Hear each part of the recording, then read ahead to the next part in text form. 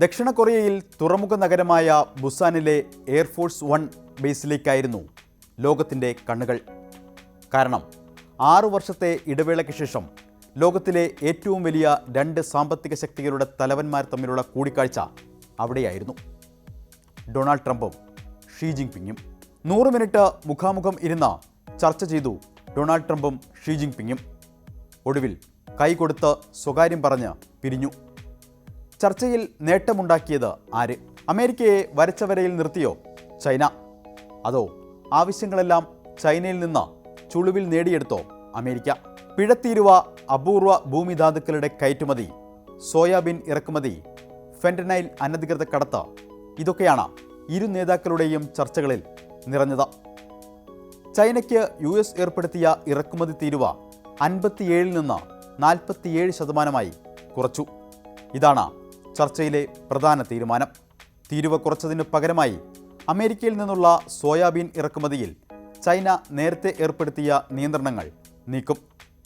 China ഇറക്കുമതി നിർത്തിയതോടെ US-ൽ സോയാബീൻ്റെ വില കുത്തനെ ഇടിഞ്ഞിരുന്നു.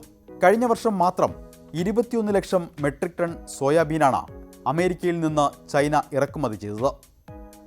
വ്യാപാര തർക്കം രൂക്ഷമായതോടെ കഴിഞ്ഞ മെയ് മാസം മുതൽ ചൈന ഇറക്കുമതി നിർത്തിയിരുന്നു. ഇത് മാത്രമല്ല, ബ്രസീൽ, അർജന്റീന എന്നിവിടങ്ങളിൽ നിന്ന് ചൈന ഇറക്കുമതി കുത്തനെ കൂട്ടിയതും അമേരിക്കയെ പ്രതിസന്ധിയിലാക്കി.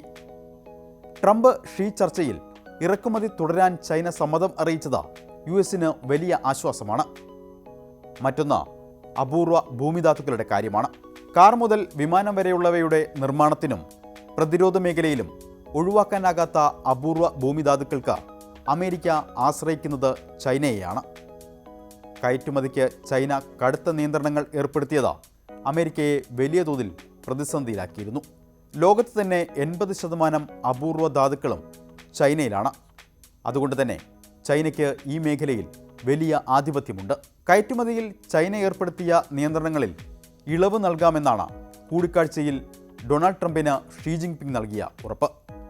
ഇത് അമേരിക്കയ്ക്ക് വലിയ സഹായകമാകും. അപൂർവ ധാതുക്കളുടെ കയറ്റുമതിയിൽ ചൈന ഒക്ടോബർ 9 ഏർപ്പെടുത്തിയ നിയന്ത്രണങ്ങൾ 1 വർഷത്തേക്ക് മരവിപ്പിക്കുമെന്നാണ് വാഗ്ദാനം.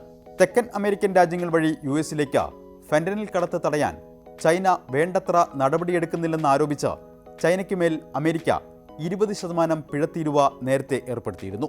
ഫെന്റനിൽ കടത്ത് തടയാൻ ചൈന ഇടപെടുമെന്നാണ് കൂടിക്കാഴ്ചയിൽ ഷീ ജിൻപിങ് നൽകിയ ഉറപ്പ്. എന്നാൽ ഇതിന് എന്ത് നടപടിയാണ് സ്വീകരിക്കുകയെന്നും അത് എങ്ങനെയെന്നും ഇപ്പോഴും അവ്യക്തമാണ്. അടുത്ത വർഷം ഏപ്രിലിൽ ട്രംപ് ചൈന സന്ദർശിക്കും.